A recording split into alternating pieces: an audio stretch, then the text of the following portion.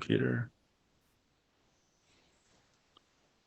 Welcome to the next installment of Daddy Discussions, episode 3, here with the 3Js. Guys, can you believe it? We're already at episode 3. This is craziness. That's 3. crazy. Well, if you're listening to us for the first time, check out our first 2 episodes on almost all of places you can get your podcasts. We say almost all because still struggling with iTunes, but all the rest of them are working out there in the cyberspace. And we're also on YouTube, so you actually see all of our pretty faces if you want to. But check it out. Check us out. And give us a like. Give us a 5-star review, whatever you want to do, however all that works. Do it for us. But on this episode, we're going to dive into a wonderfully beautiful topic. And I say that because it's about our 3 wives. It's the mom episode, guys. And can't do it without my 2 best friends in the world, Mr. Josh and Jeff. Guys, what's up? Tell me, how you doing? Good. How are you? Good. Josh, how about you, buddy? Doing well. Awesome. Yeah. Awesome. Anything new and exciting in your week this week for either one of you? No, we put up our Christmas tree tonight. Hey. Oh, you're one of those people who puts a Christmas tree for Thanksgiving. Dude, don't let my wife hear that, Jeff. I'm not one of those people. You're one of those. Well, I gotta be honest. My wife made me do it too. We're going to Texas for my sister-in-law's wedding. So my wife was like, well, we're going to be gone for like a week and a half and we're not going to get to enjoy it as much. So let's just do it now. I was like, all right, let's do it. You got a good sales pitch there, don't you? Yeah, no, my wife did the same thing. Yeah. She's my wife Ashley. She goes, but the girls would be able to enjoy the tree for so much longer. Okay, yeah, you got me with the girl things. I get it. All right. Josh, you got yours up yet? No, I am a firm not happen until after Thanksgiving, and that's that way. That's a whole Saturday in the attic for Josh. So, not looking forward to it. Did you do all of it? Like, I don't think I've guys my tree up. We haven't done all the. I'm one of those lighting guys that puts lights up on the house. Have you done all that too?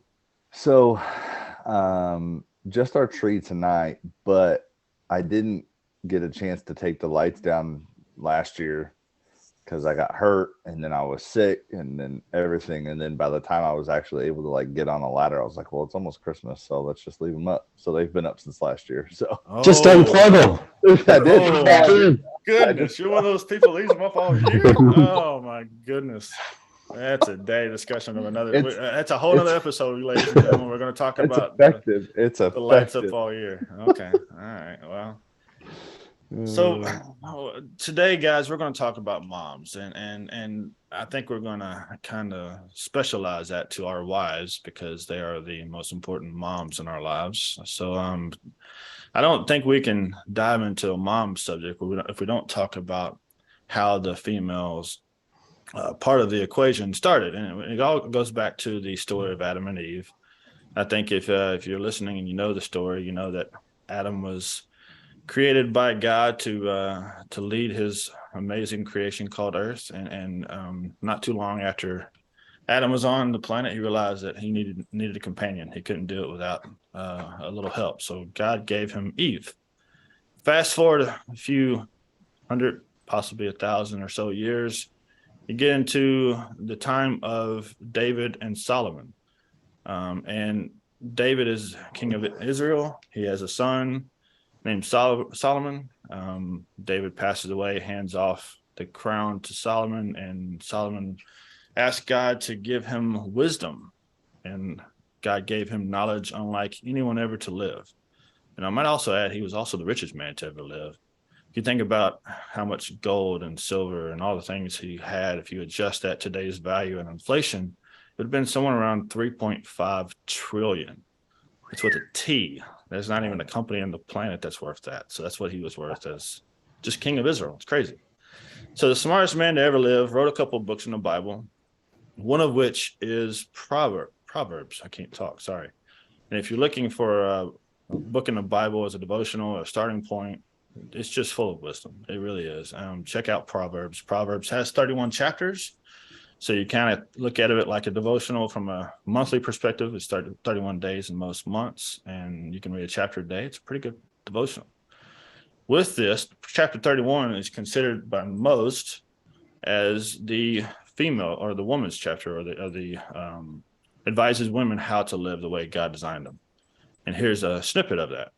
Proverbs 31, 25 through 30. Strength and dignity are her clothing, and she laughs at the time to come. She opens her mouth with wisdom. The teaching of kindness is in her tongue. She looks well to the ways of her household and does not eat the bread of idleness. Her children rise up and call her blessed. Her husband also, and he praises her. Guys, when you hear that, what's the first thought that pops in your head?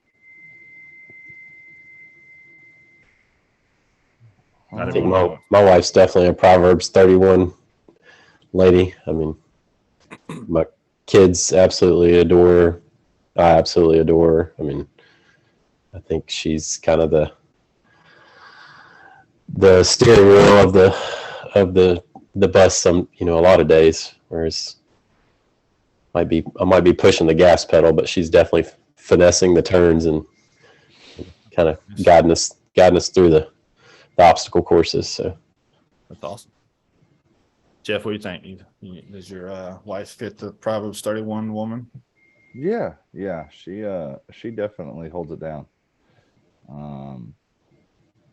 She stays at home and we homeschool, so she schools the kids.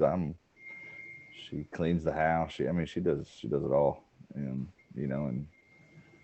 we always get complimented on how well the kids behave out in public, and I tune that to her because she spends most of the time raising them because I'm at work most days. So she definitely fits that bill for sure. And Josh, your wife works like a home office, right? She's probably 95% at home. Yeah. So okay. So a little bit of travel, but not much.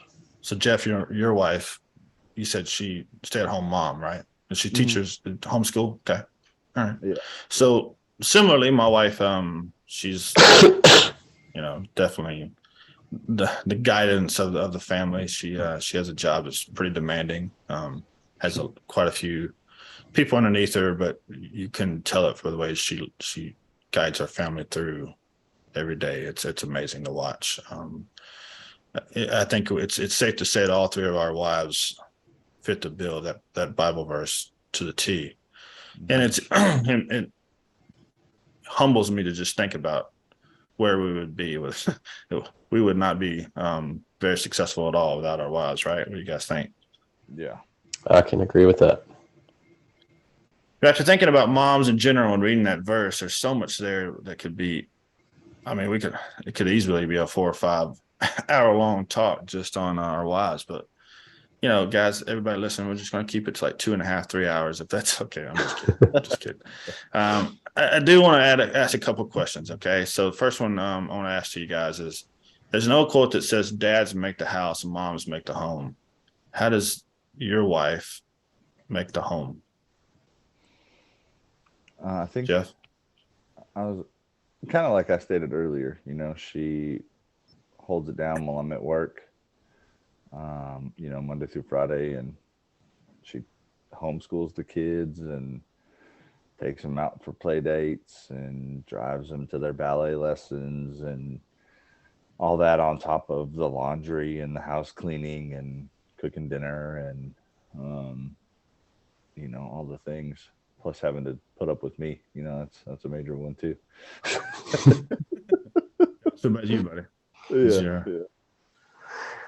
Oh man, there's a lot that pops into my head when I think about how my wife makes it at home. I think one of the first things is just, she makes it an appealing place to live, whereas I think as a dad or as a husband, I probably focus more on fixing things or projects that I think need to be done. But, the mom makes the house, comfortable for people to live in, and even a place that other people would want to come spend time at. And I think when you said that, I had something pop in my head. The first episode we recorded, my wife was watching it and she said, "We got to get some curtains in your office." And I was like, "Oh, I don't need curtains."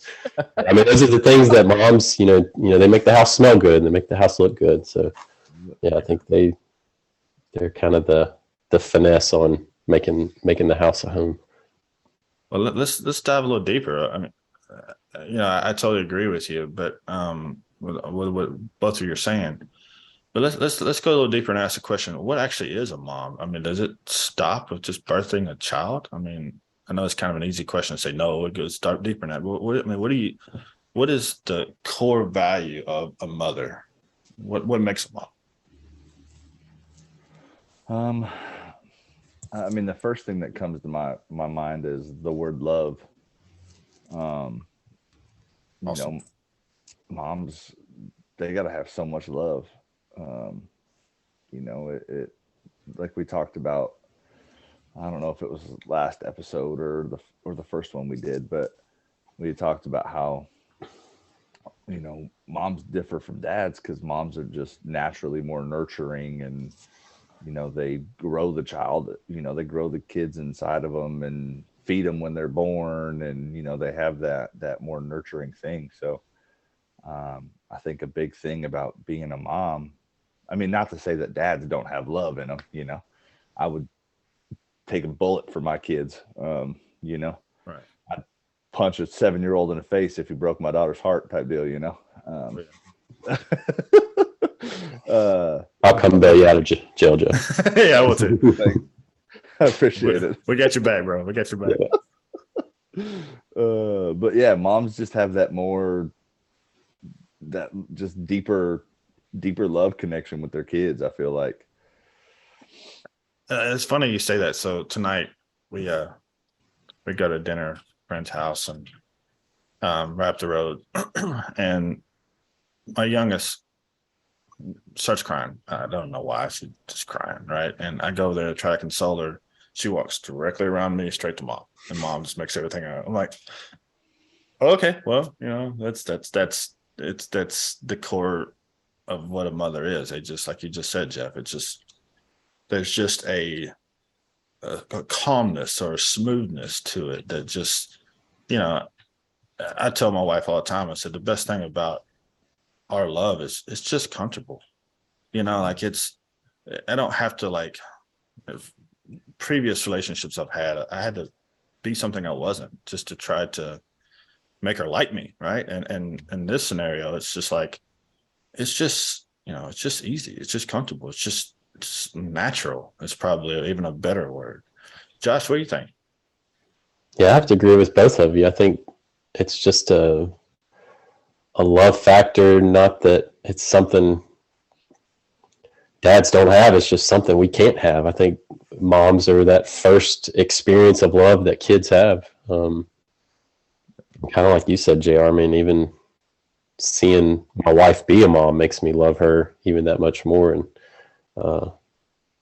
yeah, like you said, there's just sometimes my kids are flying off the handle and I can't console them. I can't make them calm down, but mom steps in, everything's okay. And she also has a really good way of just predicting what everybody needs. I mean, it just seems like she's always like, oh yeah, you know what? She's going to need a little bit of extra attention tonight. So why don't you let me take the oldest aside? And she's just got that. It's almost like a sixth sense that moms have, I guess. Yeah.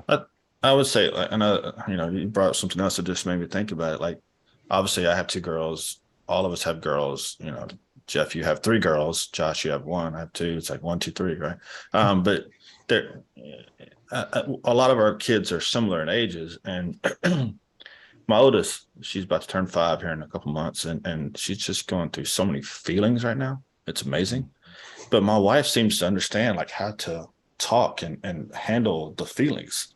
I'm just like, oh, I need to go sit in timeout myself just to calm down. Like, and they know how to handle this feeling. I'm like, how does this work? Like, it's amazing. I don't get it. Jeff, what do you think? Yeah, with Raylan, my oldest, there's times, she's 8, almost 9, and same thing. She's getting a lot of feelings and testing the waters and stuff. And a lot of times, like, I'll ask her a simple question and she'll start crying for no reason, and I'm like, nope, walking away. Don't know how to deal with that one. Yeah, Can't do it.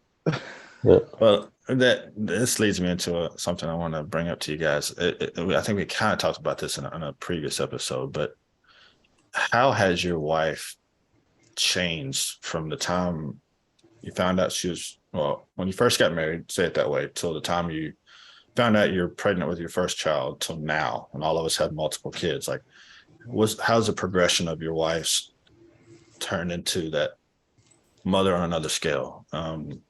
Jeff, let's start with you this time. I mean, I feel like I'm beating a dead horse with this one, but it's just the way that she's become so motherly, for lack of a better word. She's just got that ability to, like Josh said, just know what the kids need before they even know they need it, type deal. I mean, it's the same thing in our house. Whenever someone gets hurt, they run right to mom. They run right by me. And I'm always like, but I want to console you. I want to love you too. But nope, they got to go to mom because mom's got that. Let's ask it even deeper. Did it start with the first one that way, or has it progressed as you got? Now you have three, right? So has it gotten? Is it the same? Like, did she have that from the beginning, or is it kind of progressed as she's got, maybe as you brought a bigger household into the equation? I think she's always kind of been a caring person, but I think, the bigger our family's grown, the more it's turned into caring. Not that she doesn't care for other people, but it's turned to more caring about her kids and, the marriage and stuff like that. We were kind of crazy party animals when we first were together, and we both don't live that life anymore and have transgressed into being parents. And I go to bed at 8:30 every night. I don't stay up. People want to go out on a Friday and they're like, yeah, let's meet up at 10 o'clock. I'm like, that's an hour and a half past my bedtime. Like, my second dream by then, you know what I'm saying? Yeah. Well, Josh, let me twist the question a little bit for you, because you have boys, right? So your oldest is a girl and you have two sons. How has your wife changed from baby number one to then change again because you're going from one sex to another? Like, how does that progression happen? And that's interesting to ask you, because you're one of the three that has had that scenario. So tell us about that. Yeah, I mean, it blows my mind how versatile my wife's become with, I mean, I have a 4-year-old son who's kind of going through, the feelings phase where, I mean, you could tell him it's raining Skittles outside and he, so for whatever reason, he'd get upset about it. And she's got kind of everybody figured out, and I'm still trying to play catch up. So just, I think her way of understanding kids' emotions, if it's the boys, if it's, our daughter, she just knows what each one of those kids needs in each of their own little moments that they're having. And then just all the activities that we have going on, like just how she keeps up with everything. And I mean, it's to the point where I just, kind of show up when I'm told to show up and go where I'm told to go, Amen. Yes, ma'am. I'm on my way. So you've seen that's amazing. It's similar. I mean, my wife as well. I mean, she's, like I said earlier, she's leading a team of, I don't even know how many people she has underneath her, but on the way home, she's calling. So typically I drop the girls off and then I, go to the gym and kind of come back to the office or whatever, and she comes from the office and picks the girls up on the way home. And it's amazing how she can shut off the work and then shut on the family. And at any moment, like, it's not just like a time thing. She can do it any time of the day. It's amazing. Like I'm still like, 3 hours after diving into paperwork all along, I'm still like, did I do the first one right? I don't even know I did. And she's already like on to progression number 27,000. I can't keep, like you said, Josh, I can't keep up. So it's amazing how that works. Let me ask you this. So when you think about the history of the world, right? So we're going to dive, we're going to go a long way. We're going to go back a few thousand years, right? We'll start with the biblical times, and back in those days, women, were property. Fast forward to the 1900s, which is a long jump there. We're going to jump into our time machine, go 88 miles an hour, and jump into the early 1900s when women's rights to vote, and jump back in there again today to, moms are CEOs of companies and it's just amazing. It's a good thing that our culture has moved forward. Should have done it way before they did, but the fact that they were able to do that and to see the progression, what do you think is the most important thing, and has it only gotten more vital, the role of the woman in the culture? It's kind of a deep question, but what do you guys think about that? I'll let Josh take the first one on that one. Yeah, I mean, I guess times have changed. Kind of, like you were saying, JR. My wife's a manager for a fairly large cancer research firm. She's got a lot of people that report to her, and she has to do payroll and approve expense. I don't even know half the things my wife does for her job, but she still makes it a priority to make sure her kids and her family knows that they're number one. So I don't know if it's harder nowadays on even moms that are homeschooling. It's like, man, now you're in charge of the education and the household, and I mean, maybe it's more difficult for women now with all the added responsibilities. Yeah, I don't know. That's a tough question. But I do know that my wife still makes it a priority to be at the soccer games and the karate practices and all the other stuff. So, you think, Jeff, kind of twist the question around, do you think that, let me ask you a different one. How much has social media played a part in the evolution of the role of the woman in society? We're getting some deep stuff now, let me tell you. Yeah, I know. I think, and this is kind of based off of just kind of what I've seen on social media and kind of what Sarah has talked about, but like I feel like social media has helped moms, including my wife, realize that they're not alone in certain things, like certain feelings they're getting, or just being overwhelmed with all the things they got to do around the house, or it's kind of an unofficial support group. I know there's been a few times where it's like, Sarah's kind of been like, man, I'm not alone in the world type deal, and I mean, that could even, I've even noticed that, watching videos about dads on social media. I'm like, man, people are going through the same thing I'm going through. I thought I was all alone, I definitely think social media has helped, moms realize that, they're not alone in the world, and there's other people going through the same thing they're going through. Do you think that do you think social media has made their obviously it's maybe added a stress to it? Do you think it's affected mental health in a way? Yes, but you could argue that it maybe has helped and maybe has hurt mental health in some situations, like obviously what you see on social media isn't always what is going on in that person's life, right? You can put anything on the internet and put an image out there, that's not, and that doesn't validate what's actually going on in your life, right? There's so many like social media couples that Sarah and I have kind of followed, and we thought they appeared to be a happy couple, and then a couple of weeks later they announced they're getting divorced or they're going their separate ways, so there's that stigma that you kind of have to be good, or you know what I mean, like there's that I forget the word I'm trying to use here, but that kind of bar you have to get up to on social media for you to with the challenges. Yeah. I think for us, and I don't think I really realized this till, especially now that we have two and we do, when we do family photos or whatever, like obviously my wife's family is from Northwest Iowa, excuse me. And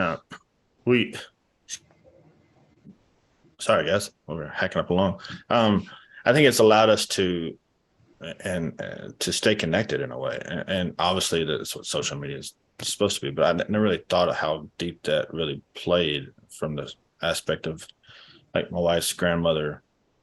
She's older, obviously, and she's had some leg issues and things like this. So it's a struggle for her to fly, right? I mean, and obviously all their family's there. So it's when we do family photos, we do something here, 13-hour drive away and all day, travel scenario allows them to still see, oh, hey, look, I can still see my grandchildren grow.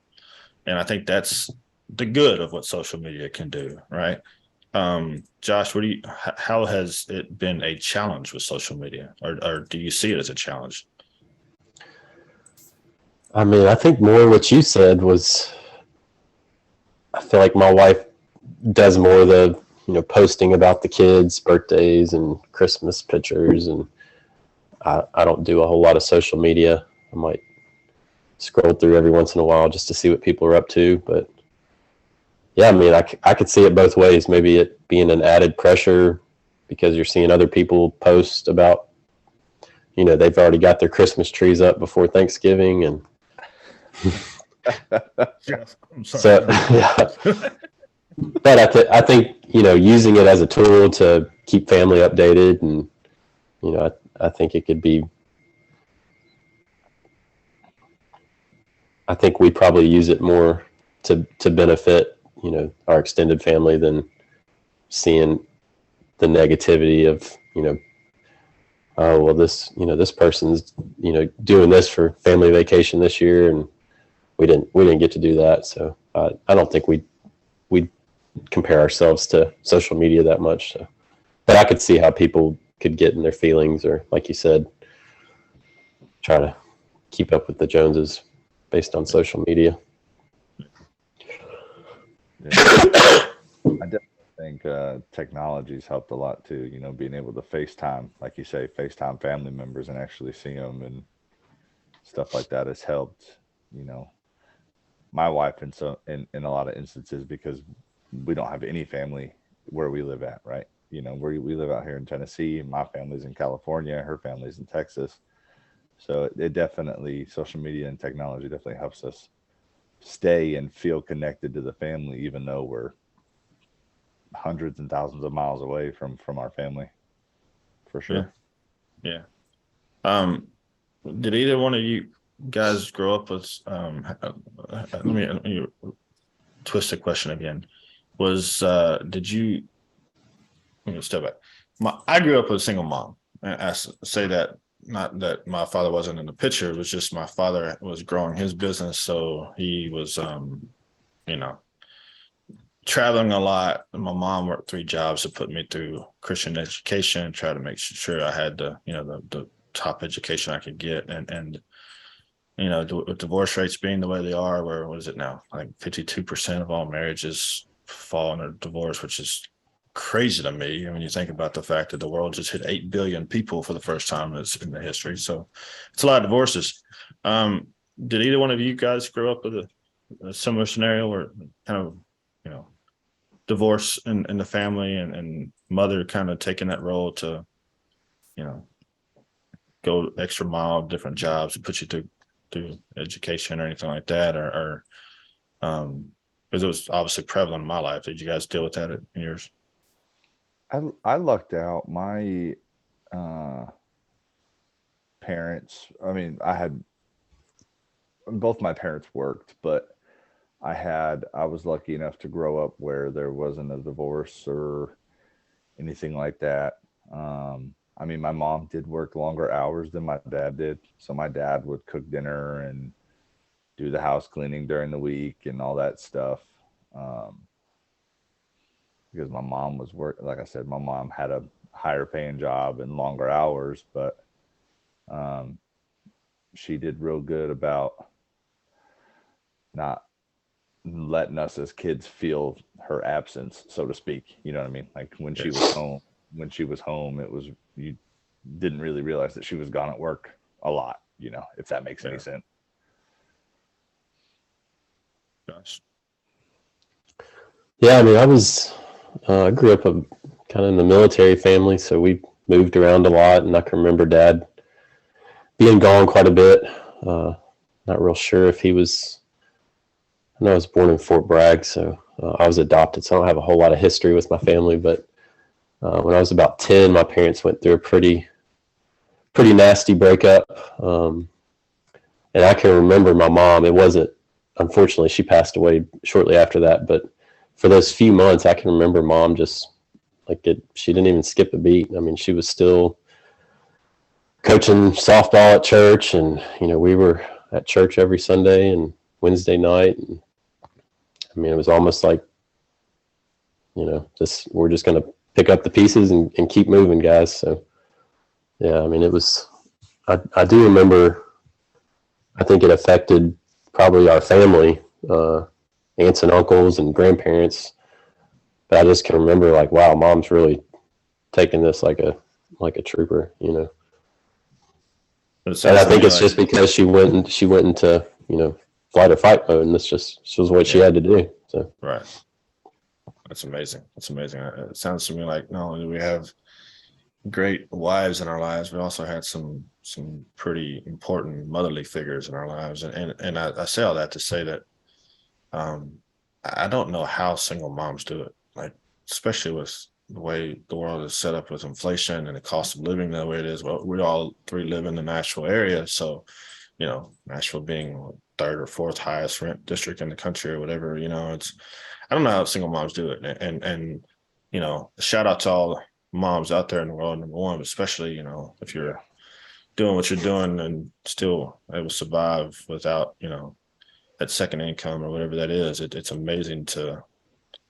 And then you got the other scenario where you have grandmothers that step up to the plate and have to take those roles. It's just amazing how when push comes to shove, that motherly figure comes out. You'll see it in all situations, and I think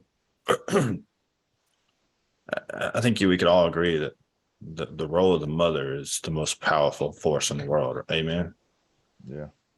I mean, you see it in the news. When I watch it, I don't watch a lot of news these days. When I do, it's you see, with all the political stuff going on in the world, you see the mom groups getting in front of school boards, and the moms come together, things happen, and it's a blessing to it's a blessing to have my wife in my life. It's also a blessing to know both of your wives. They're amazing women as well, and I think there's no greater force than mom, and you guys want to expound on that in any way at all? I mean, they can move mountains, right?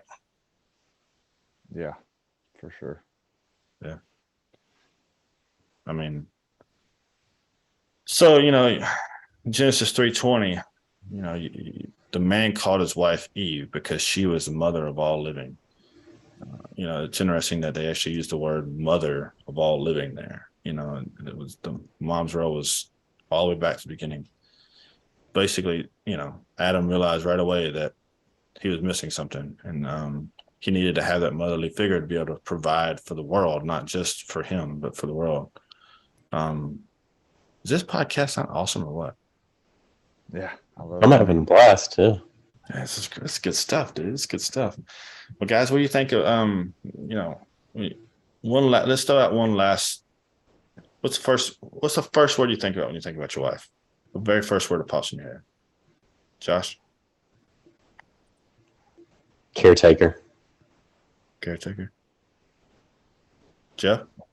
For me, man, it may sound weird, but I think of like home, like that's just where I'm comfortable, and that's the first word that comes to mind. Like you had a long day at work or whatever, you just want to get home so you can be comfortable. And